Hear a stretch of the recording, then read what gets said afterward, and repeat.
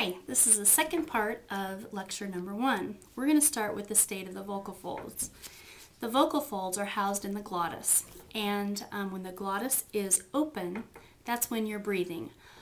You're breathing in and out, and air can get through the glottis. When you have a narrowed glottis, that's when the vocal folds are actually vibrating. And you can see some vocal folds in action on the blog. It's a female who you can see their vocal folds, and males are a little bit different, but you can get an idea of where the vibration is happening as you look at high sounds, low sounds, and then what happens with the vibration when they're loud and soft. Then when you have a completely closed glottis, nothing can get through, no air can go through. So when you're holding your breath underwater, that is when you have a closed glottis. So let's talk about the difference between the two words pat and bat. If you put your hand on your vocal folds or your glottis, pat and bat, which one is voiced? P, b, b. I feel that the vibration when I have a b sound. So both of these are bilabials, and the only difference between the two is the voicing, pat, bat, and the b is voiced. The same thing goes for ten and den. If you go t and d, t and d, which one is voiced? The d is voiced. Ten and den. These are both alveolars, and the only difference is that d is voiced and t is voiceless. Cap and gap. Put your hand on your glottis. K, g, k, k. These are velars, and both of these are produced in the same place, but they are voiced or unvoiced, and the g is the voiced one.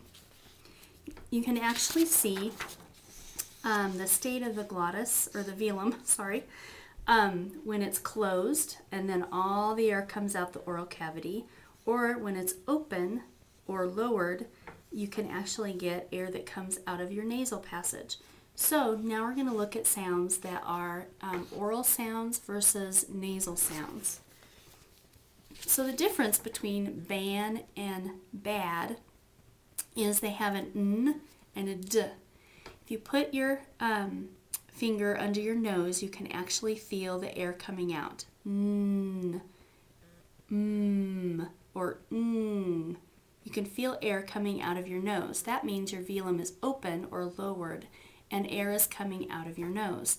So the difference between ban and bad is that the n is a nasal sound.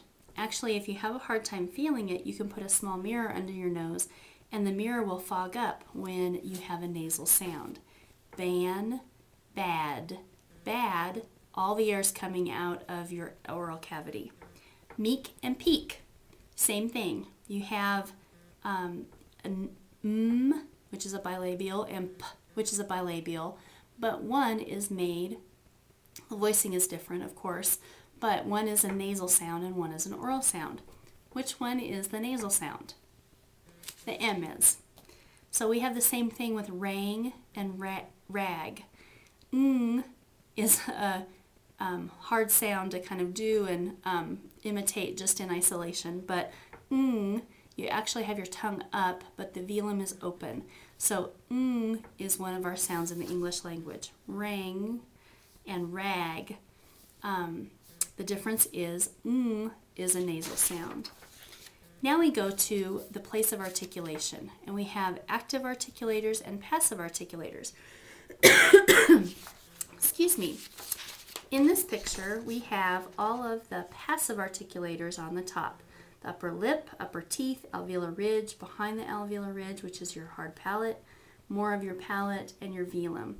The active articulators are your lower lip, tongue tip, tongue blade, tongue front, vocal folds, and vocal back.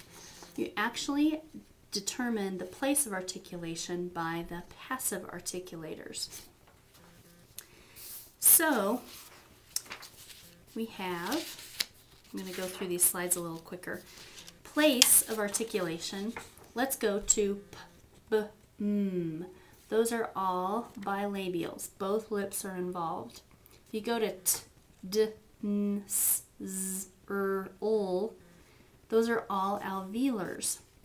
And so the alveolar ridge is the place of articulation. You come down to k, g, ng. That's the symbol for ng.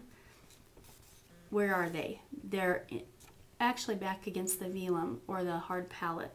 So that is the place of articulation.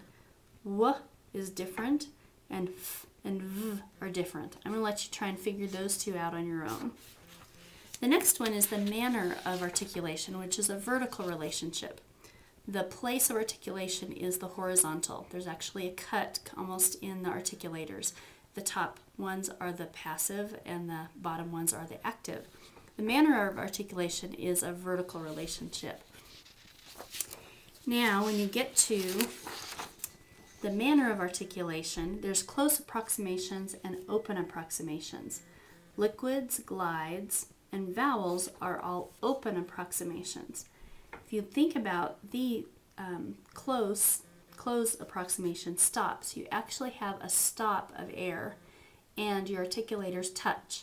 So that happens in stops, affricates, and fricatives. Affricates and fricatives have air coming through and you actually don't touch, but it's close enough that it makes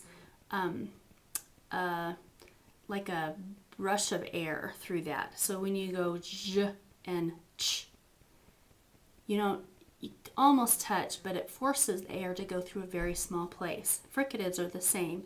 F, v, v, s, z.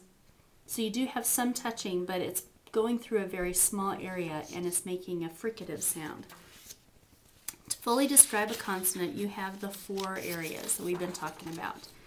The state of the vocal folds, voiced or unvoiced, the state of the velum, the place of articulation, and the manner of articulation. So, what is a voiced oral alveolar stop? Voiced, the voice is going to be on. Oral, it's not nasal. Alveolar stop, that's going to be d. D is the voiced oral alveolar stop. So you can describe all consonants that way. The next thing we're going to talk about are the articulation of vowels. Now, vowels are always open, and that's why they're called vowels. We have a vowel chart here that you're going to become very familiar with, especially in Chapter 4. But we have 3 ways to describe them. Front, central, and back, and high to low, where they are made in the mouth. And then, are they rounded or unrounded? So, you can describe E as a high front unrounded vowel. You can describe oo as a back high rounded vowel. So those are how we describe vowels. So the 3 ways to describe vowels: the height, whether it's front or back, whether your lips are rounded or not.